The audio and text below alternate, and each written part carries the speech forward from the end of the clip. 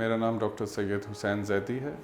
मैं consultant pulmonologist, physician और intensive care medicine हूँ एट द मोमेंट इन इत्तेफाक हॉस्पिटल। मैंने MBBS किया था निश्तर हॉस्पिटल मुल्तान से इन 1995 और 2001 और 2 के एंड स्टार्ट में मैं यहाँ से आयरलैंड चला गया। मैंने अपनी आयरलैंड में जनरल प्रोफेशनल ट्रेनिंग कंप्लीट की और उसके बाद मैंने स्पेशलिस्ट ट्रेनिंग पल्मोनोलॉजी और जनरल मेडिसिन में की। उसके साथ ही मैंने अपनी पोस्ट ग्रेजुएशन स्पेशलाइजेशन एग्ज़ाम किए। MRCP मैंने आयरलैंड से किया और उसके बाद MRCP UK मैंने इंग्लैंड से किया। मैंने स्पेशलिस्ट ट्रेनिंग अपनी 2013 में कंप्लीट की। उसके बाद मैं कंसल्टेंट के तौर पे एज अ पल्मोनोलॉजिस्ट और जनरल फिजिशियन UK और आयरलैंड दोनों में काम किया। अभी कोई 1.5 महीना पहले मैं वापस आया हूँ Pakistan after living in Ireland and UK for 18 years. At the moment मैं इत्तेफाक हॉस्पिटल में कंसल्टेंट पल्मोनोलॉजिस्ट, जनरल फिजिशियन और इंटेंसिव केयर मेडिसिन में काम कर रहा हूँ। मेरा रोल एज अ पल्मोनोलॉजिस्ट और जनरल फिजिशियन, मैं ऑन कॉल कंसल्टेंट हूँ एज फॉर जनरल मेडिसिन, और इंटेंसिव केयर के हम को 20 बेड हमारे पास इत्तेफाक हॉस्पिटल में ICU है और 10 बेड का HDU है जो मैं और मेरे कोलीग कंसल्टेंट मैनेज कर रहे हैं। और मेरा बेसिक इंटरेस्ट पल्मोनोलॉजी है जिसमें ही मैंने सारी स्पेशलिस्ट ट्रेनिंग की है। मेरी ट्रेनिंग के साथ साथ मैंने लंग कैंसर में बहुत काम किया है और मैंने इंटेंसिव केयर मेडिसिन और हार्ट लंग ट्रांसप्लांट में फेलोशिप किया आयरलैंड से। मैंने as a local lung cancer lead UK के लीडिंग हस्पतालों में काम किया है और as a pulmonologist I deal with all subspecialties of respiratory medicine. Pakistan के पर्सपेक्टिव से एस्थमा, COPD और lung cancer, they are 3 main diseases which we deal with, but I deal with all subspecialist issues like interstitial lung disease, sarcoidosis, bronchiectasis, TB और all respiratory related problems के साथ। Lung cancer is one of the leading cause of death in Western world. As I have said कि मैंने UK में पिछले 6 साल से consultant के तौर पे काम किया है। Unfortunately, lung cancer has the highest mortality among all the cancers in UK. Pakistan में डाटा लंग कैंसर का ज़रा वीक है क्योंकि हमारे यहाँ स्टैट्स वीक हैं। कुछ इंस्टीट्यूट्स ने इंडिविजुअली अपने स्टैट्स मैनेज किए हैं, तो lung cancer is the 3rd leading cause of death in Pakistan. The most common cause of lung cancer is, as we all know, is smoking. लेकिन हमारे यहाँ चूँकि डस्ट और पोल्यूशन बहुत ज़्यादा है और COPD, एस्थमा बहुत ज़्यादा है, तो बहुत सारे पेशेंट हम यहाँ देखते हैं जिन्होंने इतनी उनकी स्मोकिंग की स्ट्रॉन्ग हिस्ट्री नहीं होती, but they have been exposed to lot of dust, fumes and chemicals. तो लंग कैंसर की मेन कॉज तो स्मोकिंग है, लेकिन इससे रिलेटेड जहाँ भी कोई पोल्यूटेड एक्सपोजर है केमिकल से, डस्ट से, लंग कैंसर हो सकता है। लंग कैंसर की 2 मेजर टाइप्स हैं, एक को हम स्मॉल सेल लंग कैंसर कहते हैं, एक non small cell lung cancer. Non small cell lung cancer की फर्दर 2 टाइप्स हैं और दोनों में फ़र्क ये है कि जो स्मॉल सेल लंग कैंसर है उसका doubling time non small cell cancer से ज़्यादा है। अगर नॉन स्मॉल सेल कैंसर 6 हफ्ते में अपने साइज़ से डबल होता है तो स्मॉल सेल लंग कैंसर उससे आधे टाइम में डबल होता है। लंग कैंसर की 4 स्टेजेस हैं, स्टेज 1, 2, 3, 4, और जो न्यू TNM गाइडलाइंस हैं ट्यूमर साइज़, नोडल इन्वॉल्वमेंट और मेटास्टेसिस की बेस पे, अब उन्होंने स्टेज 1, 2, 3, 4 के साथ A, B, C भी ऐड कर दिया है। लंग कैंसर का जो मेन सिम्टम है, मैंने कहा कि स्मोकिंग इसकी मेन कॉज है।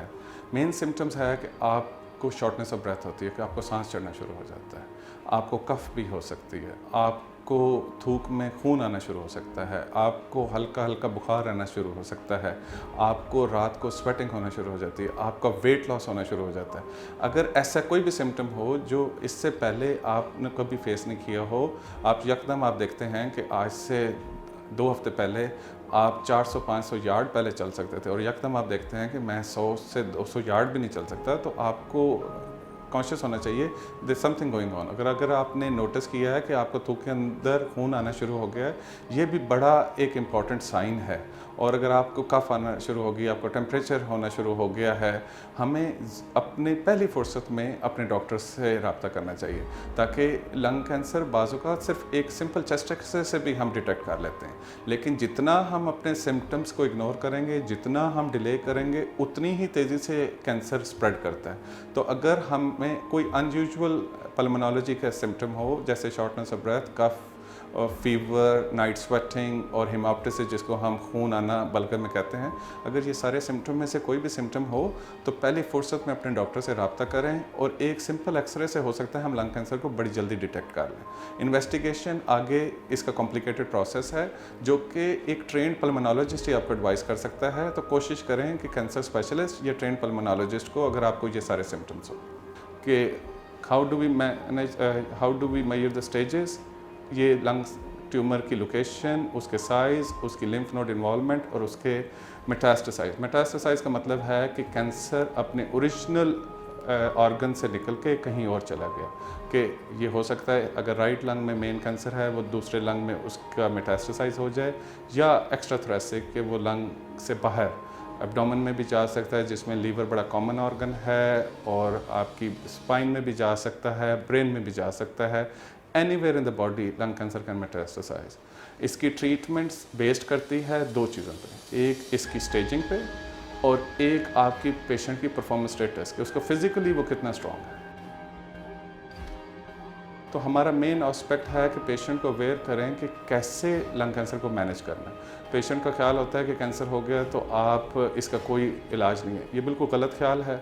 अगर लंग कैंसर अर्ली स्टेज में डिटेक्ट हो तो आप उसको सर्जरी से टोटली रिमूव कर सकते हैं, लेकिन सर्जिकल ऑप्शन सिर्फ उन्हीं को दी जाती है जो कि जिनका cancer limited two stage 3A तक हो। वो भी 3A में भी डिवीज़न है कि आपके लिम्फ नोड्स की कहाँ इन्वॉल्वमेंट है। अगर 3A तक हो तो surgery is the best treatment, और अगर 3A से ऊपर चला जाए तो उसमें कीमो रेडियो। लोगों का एक और कॉन्सेप्ट है कि जी कैंसर की कोई ट्रीटमेंट नहीं और कीमो के साथ इंसान का बचने का चांस ख़त्म हो जाता है, ज़्यादा डिटोरिएट करते, ऐसा बिल्कुल नहीं है। आज से 15 साल पहले लंग कैंसर की ट्रीटमेंट टोटली डिफरेंट थी, अब लंग कैंसर की ट्रीटमेंट टोटली डिफरेंट है। अब इम्यूनोथेरेपीज़ अवेलेबल हैं जो कि आपकी जेनेटिक मेकअप के ऊपर, कैंसर के जेनेटिक मेकअप की बेस्ड करते हैं, और उनकी ट्रीटमेंट के साथ अब पेशेंट का सर्वाइवल रेट काफ़ी ज़्यादा है। पहले पेशेंट अगर स्टेज 3B से ऊपर हो और स्टेज 4 का हो तो maximum life span 3 to 6 month था। अब नई ट्रीटमेंट और इम्यूनोथेरेपीज़ के आने से आपका सर्वाइवल रेट काफ़ी बढ़ गया। हमने यूके में जहाँ मैंने काम किया है, मैंने देखा है पेशेंट जिनको पहले आज से 5-7 साल पहले हम एक्सपेक्ट ही नहीं करते थे 6 महीने से ज़्यादा ज़िंदा रहेंगे, उनका median survival rate 2 to 3 years हो गया, जो कि पेशेंट की और पेशेंट की फैमिली के लिए इज़ ए ह्यूज एडवांटेज। तो मेरा ख्याल है कि लंग कैंसर की ट्रीटमेंट में सबसे इम्पॉर्टेंट है उसकी अर्ली डिटेक्शन, और अनफॉर्चुनेटली हमारे यहाँ कैंसर की डायग्नोसिस उस वक्त होती है जब वो बॉडी में काफ़ी जगहों पे स्प्रेड कर चुका होता है। मेरा आखिर में मैसेज जो अपनी आवाम और अपनी ऑडियंस के लिए है, हमारे यहाँ अवेयरनेस बहुत कम है कि हमने किस को दिखाना है। अगर आपको कोई मेडिकल प्रॉब्लम है, आप अपने जनरल प्रैक्टिशनर को दिखाएं, लेकिन अगर आप समझते हैं कि आपका मेडिकल प्रॉब्लम जनरल प्रैक्टिशनर के लेवल से ज़्यादा एडवांस है, आपको चाहिए फर्स्ट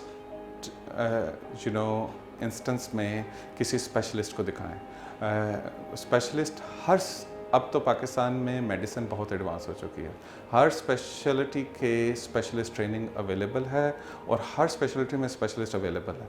मसला हमारे यहाँ ये है, हर कोई चाहता है कि मेरा पेशेंट कोई दूसरा ना देखे, लेकिन हमें अपने आप को ब्रॉडर होकर सोचना है। हमारी इंटेंट अपने पेशेंट का बेनिफिट होनी चाहिए, और बेनिफिट के लिए सबसे इम्पॉर्टेंट है कि आपकी ट्रीटमेंट के लिए आपकी प्रॉपर डायग्नोसिस होना ज़रूरी है। और चंद सब स्पेशलिटीज़ और स्पेशलिटीज़ में जब तक आप स्पेशलिस्ट को नहीं दिखाते, आप डायग्नोसिस नहीं बना सकते। जब तक आपकी डायग्नोसिस करेक्ट नहीं होगी, आपकी ट्रीटमेंट कभी भी करेक्ट नहीं हो सकती।